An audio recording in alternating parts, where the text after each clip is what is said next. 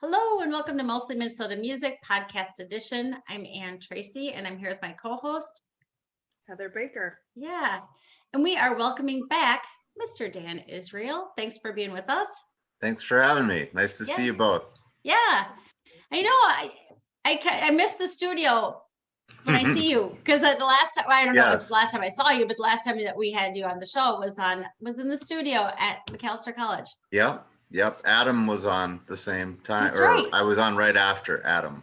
That's right. Right after Adam saw Loving. each other there. Yeah. That was a super fun show. It was. Yeah. Wow. Yeah. But now we're doing the best we can. We're happy to see people in Zoom. The silver lining, and I'm always looking for them, is that we get to talk to you for a longer time. Yeah. And we don't have to park. I mean, there's that. That's the other thing. That's, I can walk to McAllister. I forget that can be a little tricky up there. Not that bad, but no, not too bad. Yeah. I mean, some of these things, it's like we are going to have a hard time going back to doing things the other way with some things, because it's like it's showed us what we can and can't pull off, like in person or not in person, somewhat. But I think that people are desperate enough for human contact that there'll probably be a retrenchment back away from some of this for a little while. But there are also advantages to being able to have conferences online and not have to go somewhere for everything. So we've learned some stuff, I guess. Yes. Well, and you worked close enough to the legislature for enough to appreciate when I say I no longer have to go down there for meetings. Yeah, and you don't miss that. No. And for folks who don't ever work with the legislature, a lot of it is sitting and waiting until maybe they discuss your topic. It's a lot of waiting around. Yes. I spent many years just waiting for things to happen. Waiting. I don't know what people did before they had phones. I guess they read the paper. Yeah, there was more newspaper reading. Our office used to have like subscriptions to the New York Times and Wall Street Journal back, I remember we used to, and that was kind of nice, but it was almost a necessity at one point, because what else are we gonna do while you're waiting? Exactly. It was so funny. If I thought my kids listened to this, I would explain what a subscription to the newspaper is. An actual paper version. Yes, I get the Star. I get the Star Tribune every day, print version. Like, who else in my demographic does that? That's impressive. Not very many, but I just like reading the paper on paper. The same way I like listening to music on physical media when I can, Well, and it does make your music very topical. Because the last time that we were talking to you, and I'm going to say them slowly so that I say them right. Social media anxiety sort of just come out, I think, the last time that we spoke to you. Mm-hmm. That's the one from 2019, yeah. Or maybe you mean... Okay, maybe you need the next one, social distance anxiety. No, I was going to say, we haven't. I don't think we've talked to you since, I was going to say it is 20. Oh, you're right. 2020 is the lost year. It's gone. Yes, I'm totally right. You're absolutely right. Well, in our heads, we were in the same place, because when you said 2019, I was like, oh, I got that. Because it's been more than a year that. Yeah. We're going to miss that year. Well, anyway, so the last time we spoke was the social media. Yeah. Social media disorder, which we talked about then, but then the next one was the social distancing anxiety disorder. Which I did with Rich Mattson, and it was like already starting to be recorded right as I was finishing up promoting the social media anxiety disorder album. But there wasn't total overlap, but it was enough overlap with the pandemic that I gave it that name, because I finished the album right before, or right as I was about to give it a name was when the March or whatever. So that's why people were like, "Did you actually plan that title?" No, I didn't plan social distance. No, that was just playing off of what we were all dealing with.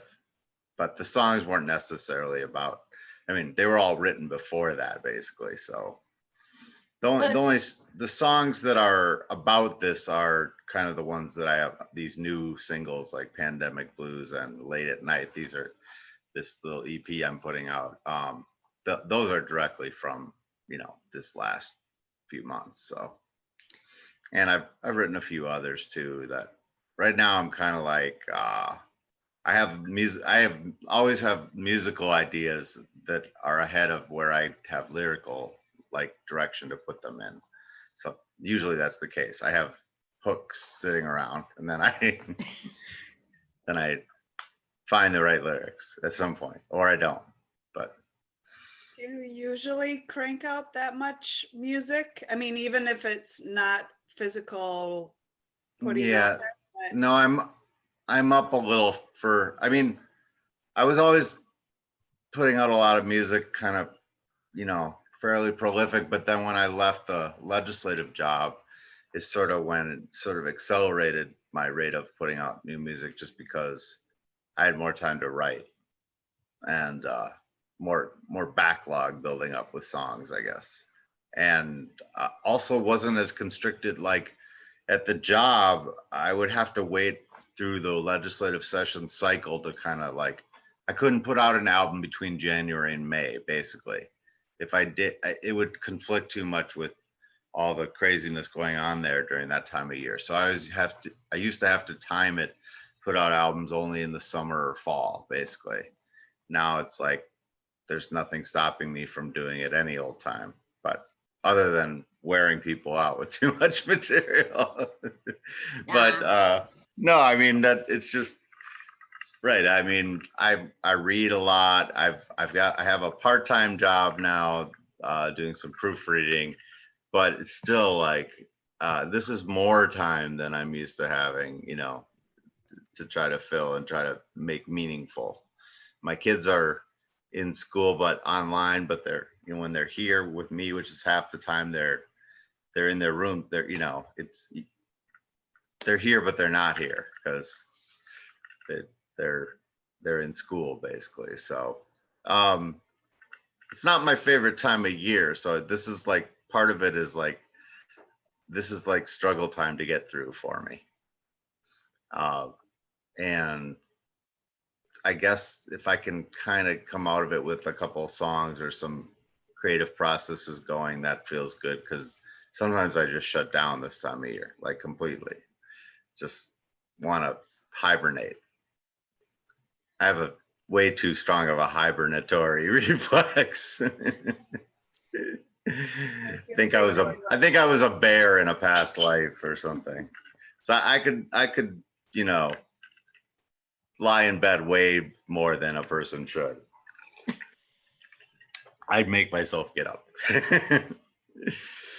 The music helps keep you out, because normally I would. This year I am.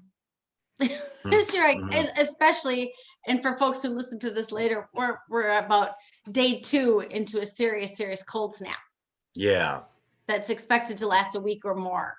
Which this is kind of like, always feels like the time we're tested a little, right? Like, just like it hasn't even been that cold of a winter yet until now, so we're not used to this time. And I'm just trying not to bounce off the walls too much, just partly because what's not normal is how we've been already cooped up for a year. That's the part that we're really like, it's one thing to come into February, like where you're like, all right, winter sucks kind of, but it's, at least we've been able to do things. Well, we haven't been able to. No. So I'm trying to doing a lot of looking ahead, thinking, this, like anything else, this is temporary. I've had a fair number of health problems in my life, and I've been going through some struggle with that again. Kind of forces you to have a day-to-day attitude on things, because like maybe not look for like global solutions for everything all the time, but just how do I get through this right now, right? How do I deal with this at hand and not solve the whole problems of the universe all at once. Not sure I know how, but well, then my next question is totally unfair then, because I was just, of course, I was just listening to the last album and at Wit's End, which it's really a song for today. Yeah. I mean, it's a song for today, and it's a song for today. You know, well, maybe, I mean, one thing I think with the last few months is this idea that, like, I don't know, those of us who already kind of always felt off and like awkward and whatever, it's almost been a little bit comforting because now everybody's kind of in our boat, like in kind of the everyone's awkward now. Everyone's and like as far as, you know, having like chronic illness or something, almost feels like people get it a little better because they see that, like, here's an example. People see how it's not that easy to just fix everything, right? Like with my own health, sometimes I've had that reaction from people. Well, can't they figure out what's wrong? It's like, now you look around, it's like, can't they solve a global pandemic in 3 weeks? I mean, you know, no, because we don't have, I mean, sometimes I just get frustrated with people. I think people want to believe that because it's 2021, we figured everything out. That's not true. There's a long way to go with a lot of things, medically and otherwise, psychologically, you know, all these things. So I think maybe just a little humility for everyone this past year, right? Like the things that we can't control, we realize there are things that just we can't overcome on our own. We're gonna have to just deal with as they are right now. So that wasn't that uplifting, was it? Well, no, but I think you're very right. I mean, I think, you know, the last time they kind of threatened a pandemic was not that long ago with some of the SARS stuff, and it kind of, it's like a snowstorm that passed us by. Yeah. And the snowstorms that pass us by, I don't care where they land. Do you know what I mean? Like it's, I don't. I guess I do, and I don't mean that, but I don't. And I think that we just all thought, well, we'll just overpower it. You know, people talk about, you know, the pandemic in 1918, and you'd say, well, that's ridiculous. We wouldn't have. I mean, it would never. If you'd asked me 2 years ago. Right. Yeah. Yeah. I mean, now we're gonna be going forward, maybe thinking of all the calamities that we didn't think could happen. Well, yeah. But they're not all going to either. And there's way to swing it there, Dan. Way to uplift that one. I don't want to be that big a bummer. No. No, I think we've probably learned some, though. I mean, just to spin it a little positive, we've learned how to deal with something. Whether we've like really figured out how to, I guess, is up in the air. But we know we can. I mean, we're basically coming up on a year now of this, so which is amazing. I had a gig on March 13th.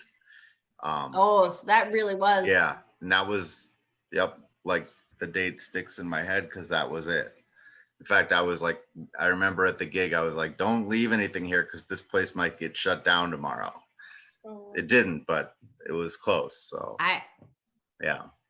here's how losery I am. I believe that was Broadband Day on the Hill, and it really was I think it really was the next day that things really. Yeah. We were supposed to meet with the governor. We met with Peggy Flanagan instead, but so you actually had the. Yep. And then, you know, like the things that emerged this past summer there were some great things that happened in terms of patching into like a network of like house-based concerts that I've been trying to do for a while, actually, but the things that emerged like for outdoor stuff, a lot of private parties.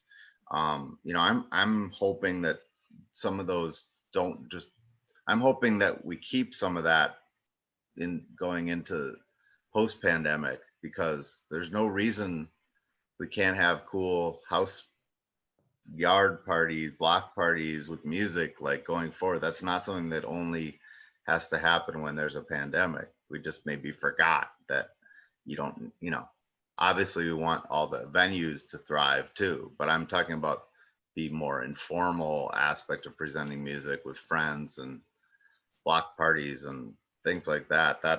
That saved me personally, you know, on a career financial level, helped me out a lot this year. But even more so, it just it felt like, oh, this is how music's sort of supposed to be played. You just like have your friends around and you play. You don't, there's less administration, red tape, and all that. So hopefully some good things like that carry forward. Let's hope. I'd like to see that.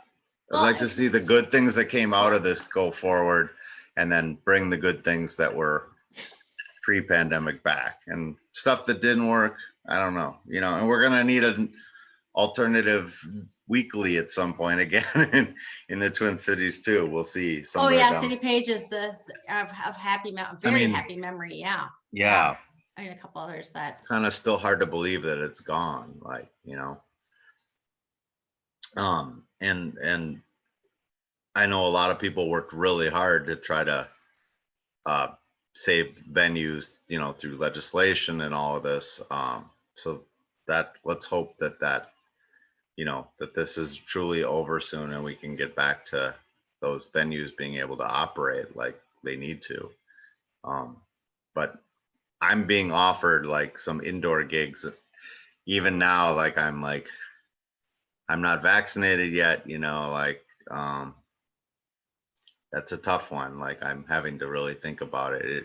I might play somewhere, really depends on where and how comfortable I feel about how well they're spacing people out and everything like that. But I've also turned things down just because it's like, I can't, there's only so much risk I want to take, or put fans through risk too, or get yelled at for taking an indoor gig.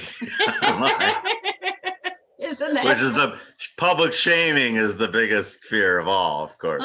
It sure is. It sure is. Yeah. I don't want to be publicly shamed. So no. Anyway. Well, and I think the post-pandemic world, we're not going to snap back and all of a sudden it's going to look like 2019 or 2018. I mean, that just is, and there will be the pluses and the minuses, because I think suddenly there will be room for the backyard shows and First Avenue. I think so too. People aren't going to be too busy to go to the show. Yeah, it's not either or, and it shouldn't be. It should be both. It should be all of that. No. For me, you know, because I'm like a solo acoustic artist too, it hasn't been quite as hard. You know, I've been able to do live streams from home, and that just involves me and my guitar, so it's easy. And same with the outdoor show, you know, but I really do miss playing with other people more, you know. Like I was never only a solo artist, and I really miss playing with a rock band. Like that's been over a year now that I've played with a rock band. The closest I've come is recording with drums, you know, in a studio. Not, you know, that's the closest I've come to playing with a band, is just recording a rock song, but not actually all being together on stage playing it. So that'll feel good when that ability comes back to play with a rock band again. And I know some bands have been able to pull it off. We haven't, but you know, once it's safe, we'll be able to do it again. Well, that's kind of the downside of the luminaries that you have play with you. Yeah. You know, a lot of bands, they're one family. They always play together. Yeah. You know, you're a spoken wheel where you can't be having. Yeah, and I mean, I have a regular band, but I also do when I go to record, I also like to involve other people. But that often some of those people are people who are in multiple other bands, or, you know, there's just so many great musicians in town, and there's so many people clamoring to play with those great musicians. So there's competition for them too. But no, I mean, I know that's something that just is definitely I can't replace that, right? Like, how do you replace playing with a rock band? Like, I play along with the stereo, you know, play, get my own records out and play along with them. I mean, I have been doing that sometimes because it's as close as I get to playing my songs with the band these days right now. Crack the whip with those kids of yours. What are they doing? Actually, my son's a good trumpet player. So. Oh, well, there you go. You can. Yeah. Nothing teens want more than to play with their parents. Oh God. Yeah, I don't even bring that up actually, but he is getting good. But I don't know if he, and he kind of likes my kind of music, kind of, enough. Probably more when you're not around than when you are. Exactly. I don't like to once in a while I'll send my kids like the music video I did or something, but I don't check. I'm not like later. I don't go, did you watch it? Like quiz them. I don't want to find out that they didn't anyway, It's okay. They don't have to be my biggest fans as musically, as long as they like my French toast I make. That's really way more important. That's my specialty, So very good. Very good. Yeah. Culinary school is not beckoning at the moment, but French toast I'm good at. Getting better in the pandemic, broadening out those culinary. I should have learned to cook. Everybody was baking bread and I went gluten-free. That's kind of how it goes. That is crazy. Yeah. Yeah. May I ask about one other song on the social distancing disorder? Yeah. Don't think they'll say. Oh yeah. Yeah, that one that I didn't want to be proven right on, but it's sort of like, look out because our society is getting out of control. And I actually thought about that song a little bit since January 6th and all that happening. The song was sort of like a warning, like things are getting things that you don't think could happen this last year. Not just COVID, but other things, of course, that we kind of didn't. I think that we told ourselves a lot of times that our society couldn't, deteriorate that way. And it's really scary to see it. So I don't want to be right when I write an apocalyptic song like that. But I guess we've seen what can happen. So maybe we just need to be more vigilant because. Well, and I think that song kind of speaks to it too. I mean, it's about the civil unrest and that idea that they'll never say we were too loud, which I took to mean they'll never say we're too loud in speaking up. Right. Well, I mean, there's a little bit of defiance in that song, like, because I've been told at various times that I am too loud about some things. It was meant as a little bit of a retort, like, well, you sure I'm gonna look reactionary and like I'm too much of a worrier if things actually go down badly? I mean, so some of that I didn't want to be proven right, but there was reason to be concerned, and there still is. Can't live our lives, perpetually in fear. It's just be heads up, recognize that just because things have gone okay for a while for you or in your life, that doesn't mean there isn't stuff boiling or getting ready to boil over in our society, and you might want to pay attention to that.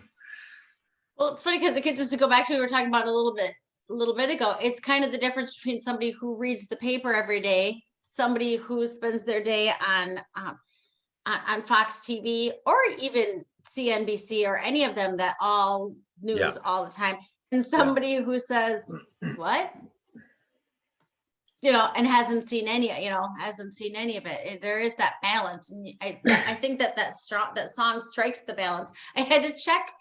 And I had to check to see when that had come out last year twice. I know. I kind of remembered summer. But it came out early. I mean, it came out in April. Right. Right. Yeah. Well, I mean, I don't think I was like looking into a crystal ball. I was just picking up on what was already feeling like out there, you Yeah. know, that there was that an excessive amount of rhetoric that was going to eventually lead to violence if it wasn't curtailed, you know. So, Fermenting.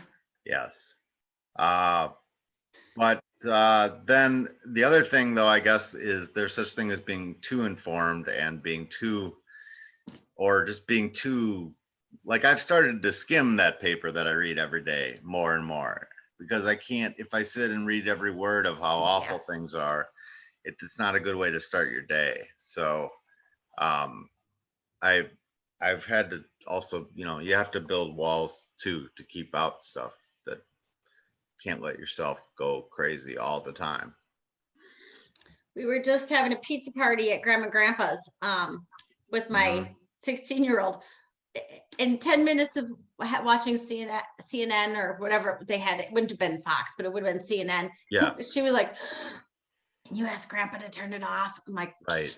Dad, come on. Yeah. You know how you're anxious. This. Yeah. You know, isn't Wheel of Fortune on? Yeah. And it was. So Yeah. it worked out for everybody. So that's.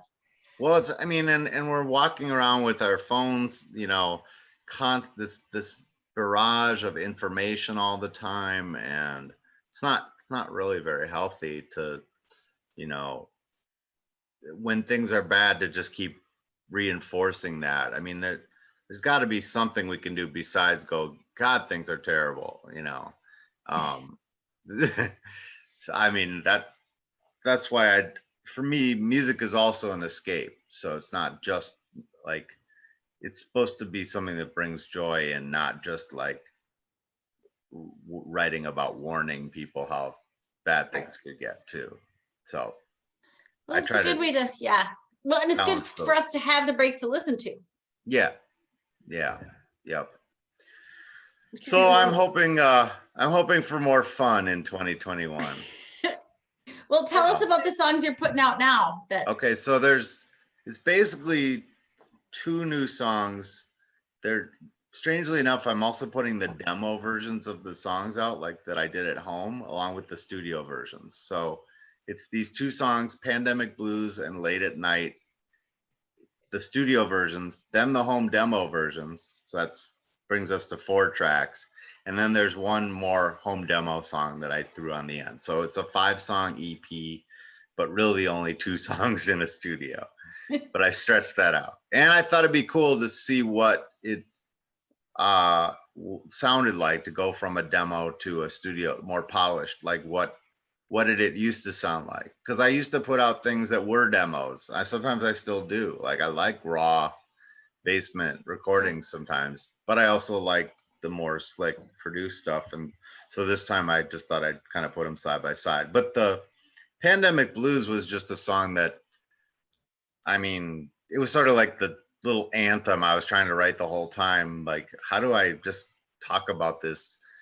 Like I can't, it's really difficult subject to like, I guess I had to put it into like a format. So like a blues format allowed me to kind of, and I sort of like threw in a bunch of the cliches that people say into the lyrics just to sort of universalize it, not just about my pandemic experience.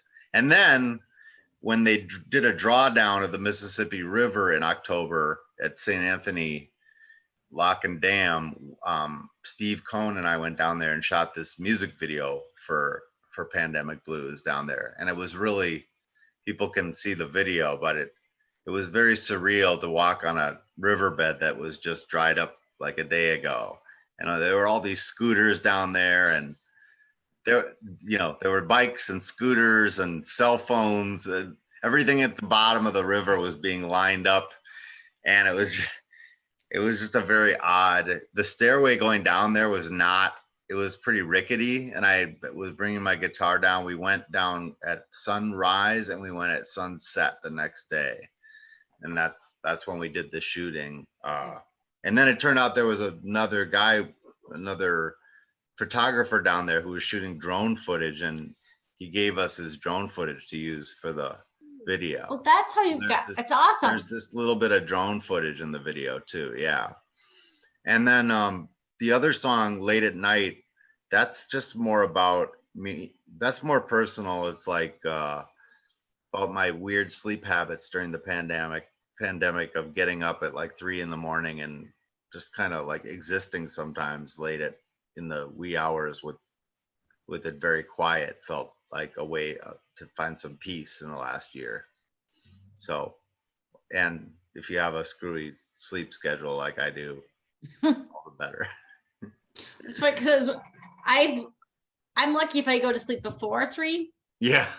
Which is not, no, You and I to are be both fair. nocturnal. I'm nocturnal, so. Well, yeah, and I a year ago I would have been going to shows 5, 6, maybe 7 nights a week. So I've never been an early person, but I've never been 3. I'm 3 a.m. doing what? I don't, know. Right. I'd always said if I'm not out, might as well be, but it's an interesting, I love when people write about something that is specific to you, but it is universal because I think, now Heather, I know you get your 10 hours of sleep a night. I know she does not. I wish. Yeah, I know. I was absolutely teasing, but I think it is something that all of us, it is a universal that all of us, our sleep is so far.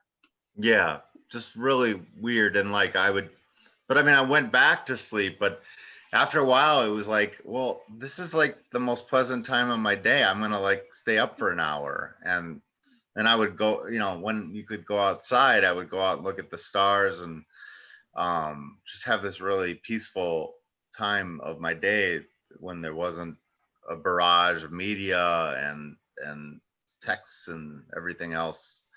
For me, the trick is finding that much peace like normal times, because usually I really I wrote that song because it was like unique for me. It was like extremely relaxing at that particular time during those months.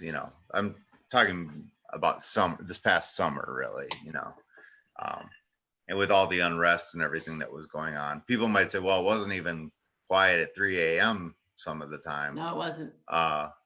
Well, right, exactly. Well, what I think is that right after George Floyd was murdered, all of us on the Zoom live in the Twin Cities. We didn't sleep. Yeah. We didn't sleep for days because because really they said you have to be vigilant. You have to, vigilant. And that I don't think I've bounced back. I don't know that my sleep was great before then, but Right. Yes, absolutely. Yeah. And I feel like being I think I wrote that song not right at that time. It was later, because I wouldn't have been talking about how peaceful it was at night early June. But I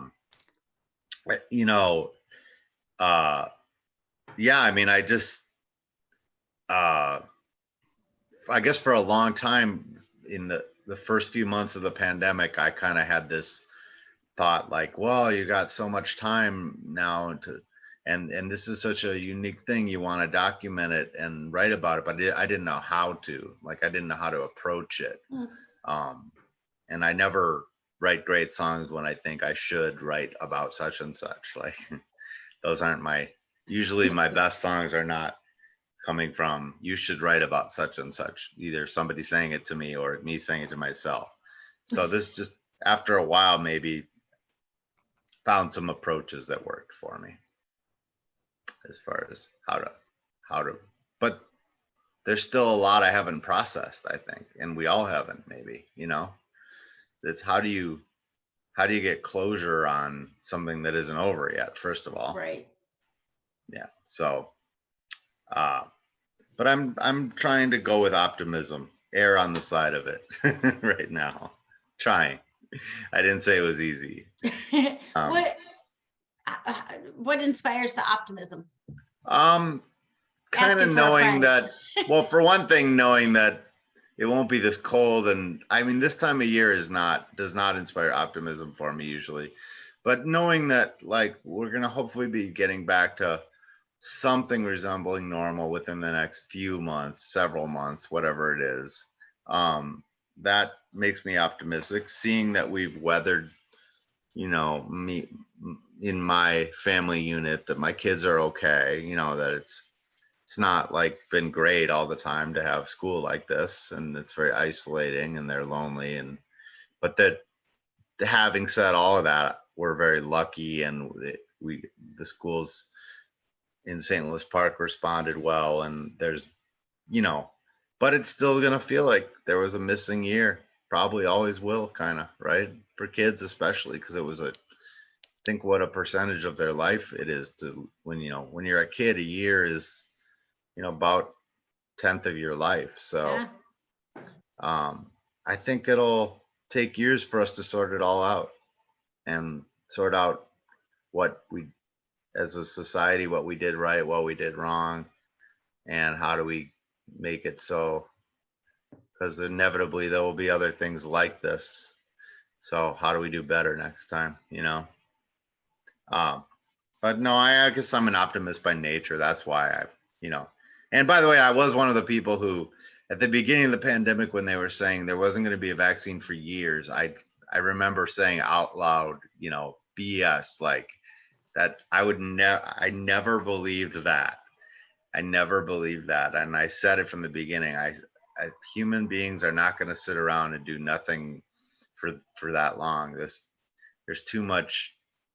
I don't know. Maybe I was just believing in science too much, but somehow I knew that it was going to, it wouldn't take years. So I'm glad I was right about that. I'm glad you were right about that. If you'd asked me 6 months ago if I thought there'd be a vaccine now, I don't think I would have said yes. Yeah. But then on the other hand, I was such an optimist that I also didn't foresee something like this happening at all. Right. So like, it's one thing to be an optimist once it kicks in, but like, I don't, I didn't foresee it, period. So that's because I'd like to think the best is going to be happening, and it serves me pretty well to basically be an optimist, even though I have my moments. Yeah. Well, it makes it a lot easier to wake up in the morning, to get out of bed. I mean, it's just, which some days, no, it's not been very easy, but most of the time, been all right. The French toast. Toast. I can't even eat it, see, but I'm good at making it. So don't they have versions? Yeah, I could do gluten-free. Yeah. That's true. But not quite the same. So some things seeing my children enjoy something I'm actually able to make that's the best part, that, because I'm not not a chef otherwise. I can prepare food. I'm with you on that one. Yeah. So well, thank you for having me on. Is there anything else I can? No, well, we just usually have a quiz at the end. Okay. A lot of algebra. Okay. No. Oh, wow. No. The only quiz is reminding me that February 12th is when the new EP comes out. Yeah, I mean the second single, Late at Night, and the EP both really come out on February 12th. I mean, kind of because I can't hold the EP back anymore. I haven't really released singles before, so this is all new to me. Pandemic Blues came out in January. The next Late at Night comes out February 12th. At that point, the EP's out, for whatever that. Right. And the Pandemic Blues the video is great. I mean, it's a callback to summer. You got Katie Vernon on that one. Yeah, Katie Vernon's on this. Yeah, and we got her in the video too. So and that was one of those house concert, yard concert things that the footage. Is that? Yeah. Mm-hmm.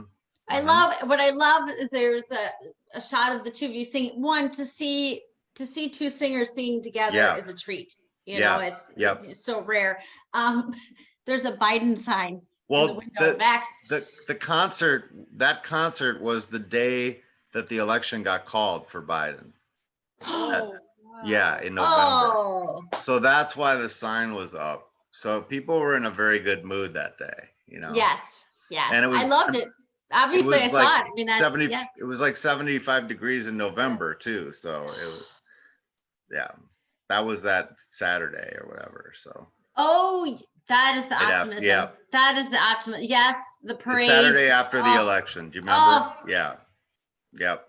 That was probably the best day of 2020. I just remember being on Lake Street and the parties and. Yep. That was an amazing vibe. So it is cool that we got footage from that day in there. Yeah. And we're going to make a video for late at night. How, I don't know, because it'll have to be at night. I just say it'll have to be late at night.